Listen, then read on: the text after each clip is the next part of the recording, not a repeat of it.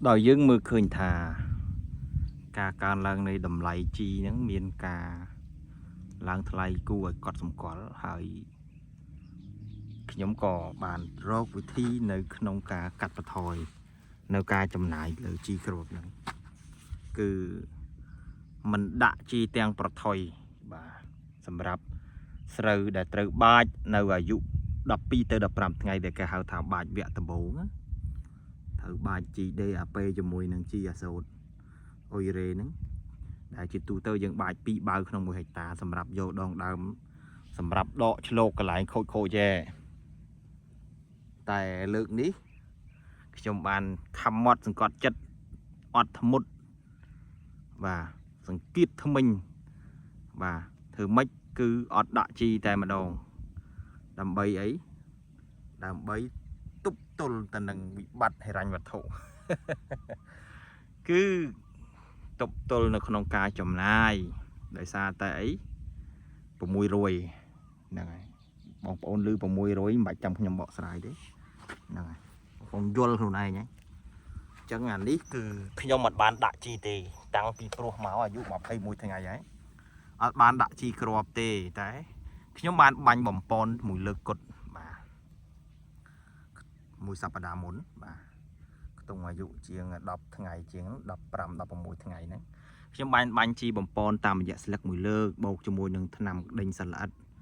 បាទ BC ហ្នឹងដេតាមេត្រីនហ្នឹងណា2 ដបក្នុង 1 ហិកតាហ្នឹងហើយយើងឃើញថាអាយុ21ថ្ងៃនេះយើងឃើញថាស្រូវសែនក្រអូបនេះវាមានដងដើមល្មមឲ្យយើងអាចដកបោះបានទេនេះណាហើយខ្ញុំគិតថាខ្ញុំប្រហែលជាមិនខុសទេនៅក្នុងការសម្រេចចិត្តថាมันបាច់ជីវគ្គលើកទី1នេះដោយសារខ្ញុំចង់ទុកបាច់នៅពេលដែលស្រូវអាយុជាង20ថ្ងៃគឺលាយជាមួយនឹងថ្នាំម្សៅបាក់ក្លបំបែកគុំតែម្ដងទៅព្រោះដើមខ្ចីពេកយើងបាច់ទៅក៏វាមិនទាន់អាចនឹងប្រើថ្នាំបំបែកគុំបានអញ្ចឹងចង់ឲ្យវាដើមនឹងត្រឹសបន្តិចតែជាលទ្ធផលក្រោយពីយើងបាញ់បំពន់នៅជីទឹកបាទវគ្គ2នឹងមកយើងឃើញថាវាធំធាត់បាទដូចដែលយើងប្រើប្រាស់ជីគ្រាប់ដែរហើយបើយើងធៀបតម្លៃថ្លៃដើមនៃការប្រើប្រាស់ជីគ្រាប់ក្នុង1 ហិកតាយើងឃើញថា DAP 1 ការុងជិត 200000 បូកជាមួយនឹងអ៊ុយរ៉េ1 ការុងទៀត 12 ទៅ 130000 អញ្ចឹងឈ្នួលបាច់អស់ចំនួន 30000 ទៀតតែនៅពេលដែលខ្ញុំសម្រេចចិត្តបាញ់វិញមួយដបអស់ 18000 ជីមួយដបទៅ 20000 ឈ្នួល 25000 ហើយបូកជាមួយនឹងការថែទាំថ្នាំតកៅទៀត basis 2 ដបទៀត 1 ហិកតាអស់ 10000 ទៀតហើយយើងឃើញថាលូតលាស់ដូចគ្នាអាចទទួលយកបានសម្រាប់វគ្គសំណាបនេះខ្ញុំគិតថាប៉ុណ្ណេះការចំណាយប៉ុណ្ណឹងហើយលូតលាស់ប៉ុណ្ណេះខ្ញុំអាចទទួលយកបានហើយជីទិញមកហើយតែអត់ទាន់ហ៊ានបាច់គឺទុកឲ្យស្រូវអាយុ20ថ្ងៃក្រាស់ទៅដើម្បីបំបែកដើមវាបំបែកគុំវាយើងដាក់ម្សៅបាក់ក្លោនិងលាយជាមួយនឹងមេជី3+ ឬក៏ជីរយគល់លង្កលមាសតែម្ដងអញ្ចឹងបងប្អូនយល់យ៉ាងណាដែររបៀបធ្វើរបស់ខ្ញុំនេះតាមការនឹកឃើញថ្មីការសង្កេតហើយដើមទីនៃការប្រូននេះគឺខ្ញុំបានវាយដីផ្អាប់ទុកយូរដែរជាង1 សប្តាហ៍ហើយនឹងគៀដីឲ្យស្មើឆូតកន្លងទឹករៀងញឹកហើយយើងវាយឲ្យផុកច្រើនហើយចម្បើងក៏ច្រើនដែរអញ្ចឹងហើយយើងឃើញថាខ្ញុំ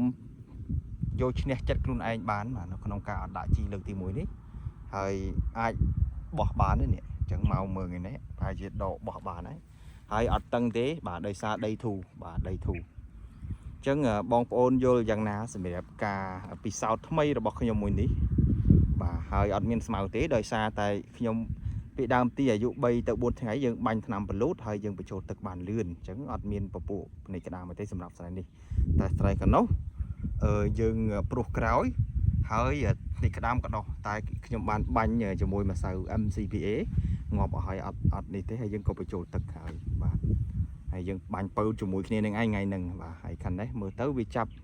ដងដើមល្អជាងដោយសារពូជនេះពូជថ្មីកណ្ដោះពូជរំដួលដែលសល់ពីរដូវឆ្នាំទៅបាទដែលគេទុកកិនហូបយើងយកមកប្រើ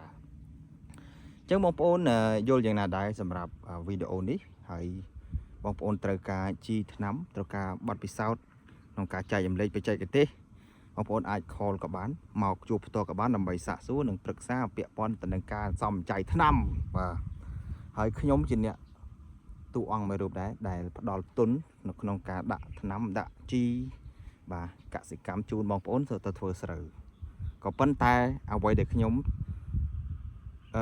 លក់ខ្ញុំដាក់ឲ្យនឹងដោយដើមទុនឲ្យគឺមិនចេះតែដាក់ទេគឺព្យាយាមឲ្យគាត់ធ្វើម៉េច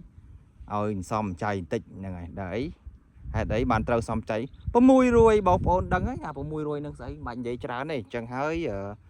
យើងរកវិធីសាស្ត្រធ្វើម៉េចកាត់បន្ថយចំណាយបាទដើម្បីទប់ទល់នឹងអា600ហ្នឹងបាទព្រោះអា600ហ្នឹងមិនបាច់ហៅក៏វាមកដែរបាទយើង ដឹងធ្វើម៉េចទេអាហ្នឹង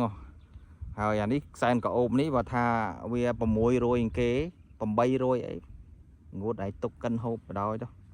អាហ្នឹងសម្ដីសម្រាប់អ្នកដែលអត់សូវជាពាក់លុយគេតែខ្ញុំជាពាក់លុយគេខ្ញុំមិនដឹងថា អាចធន់មានភាពធន់ទៅនឹងការ600នឹងបានប៉ុណ្ណាទេអញ្ចឹងបងប្អូនទាំងអស់គ្នាកុំភ្លេចតាមដាននៅវីដេអូបន្ទាប់បាទតែខ្ញុំចែកម្លែកថ្ងៃនេះគឺអត់ចង់និយាយរឿង600 700 1000នេះទេគឺចង់និយាយតែរឿងយើងធ្វើស្នាលដំណាប់បានល្អហើយយើងប្រើពូជល្អ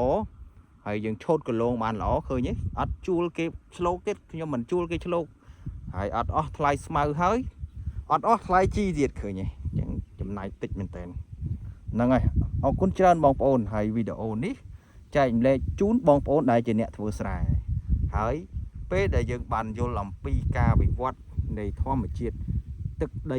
ភ្លើងខ្យល់ហ្នឹងវត្តទឹកវត្តអុកស៊ីសែនជីដែលមាននៅក្នុងដីហ្នឹងយើងធ្វើទៅតាមដំណើររបស់វាខ្លះទៅវាជួយសំចៃយើងដែរបងប្អូនហើយយើងគិតតែពីបុកដីនៅក្តាំងឥឡូវយើងបុកវាខៀវបានមួយរយៈតែដើមស្រូវយើងមិនសូវលូតទេអញ្ចឹងខ្ញុំនិយាយហើយនិយាយទៀតគេថាការធ្វើដីបានស្អាតបានល្អវាជាការចាប់ដើមទៅត្រឹមត្រូវសម្រាប់បោះជំហាននៅក្នុងការផលិតស្រូវដែលមានគុណភាពល្អ